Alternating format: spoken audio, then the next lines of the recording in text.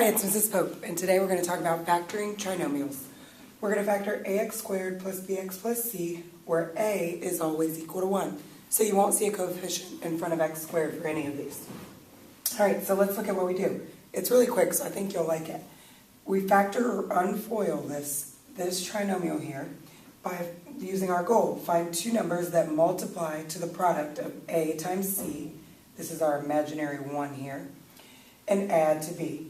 So let's first label a, b, and c. Well, a is 1, b is 5, c is 6.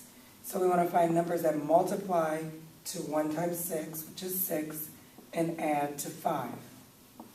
So, of course, let's start thinking of numbers that multiply to 6. You might go quick and think, okay, maybe 6 times 1. But when you add those, you get 7. That doesn't work. Boo. All right, think of other numbers that multiply to 6. 3 times 2. When you multiply 3 times 2, you get 6. Add 3 and 2, you get 5. Yes, this works. The beauty of it is now you're done. All you do is write your factors back in FOILed form. Positive 3, positive 2, done. X plus 3, x plus 2. So the other nice thing about this is you can check it yourself pretty easily and see if you got the right answer. So if you just FOIL this back out, first, outside, inside, last, x squared plus 2x plus 3x plus 6, combine your like terms, you would have x squared plus 5x plus 6. And what do you know? It's the original problem. That's how you know whether you're right or not. Not just saying, Mrs. Pope, am I right or not? Okay, hopefully you listened to that and you're not watching this on mute and you got that piece of advice.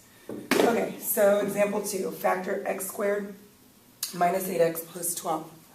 So a is 1, b is negative 8, c is 12.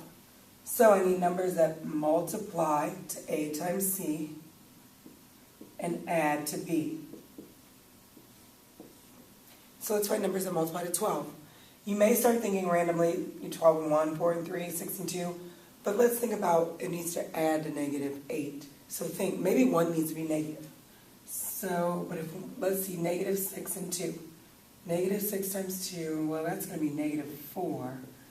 No, that's going to add to a negative number. But if I multiply those, I don't even get 12. So that's not going to work. So let's think negative 6, negative 2. Negative 6 times negative 2 is positive 12. Negative 6 plus negative 2 is negative 8. Yes, got it on the second try. So the difference here, when you write it in your FOILed form, you need to write this, keep the sign, x minus 6, x minus 2. Done. Check your answers. X minus 6 times x minus 2, x squared minus 2x minus 6x plus 12. Of course, that's going to be negative 8x, so you know you have the right answer.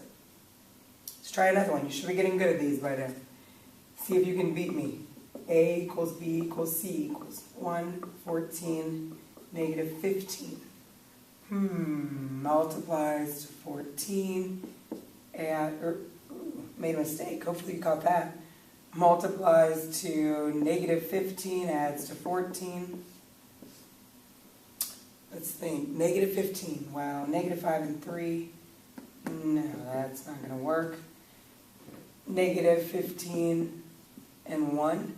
Well, it multiplies to negative 15, but it adds to negative 14. Darn, almost there, almost there. How about positive 15 and negative 1? That multiplies to negative 15 and that adds to 14. Yes, got my answer. Write them in factored form.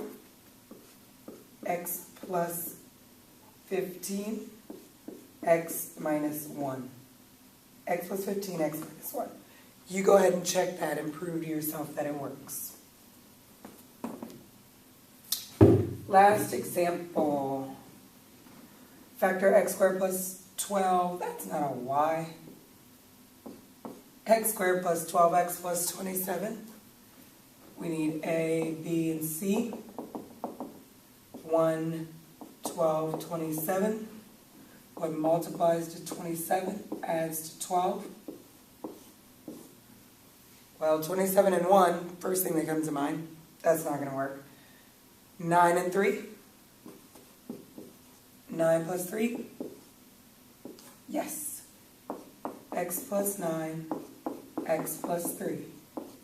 Check those on your own as well, and I'll look for those answers. Here are 3 for you to try on your own and check, and I will be looking for these in your notes tomorrow. X squared plus 6x plus 8. X squared minus 5x plus 6. X squared plus 5x plus 4. Be sure to check your answers and show your work. Remember, you are responsible for your own learning. Thanks for watching.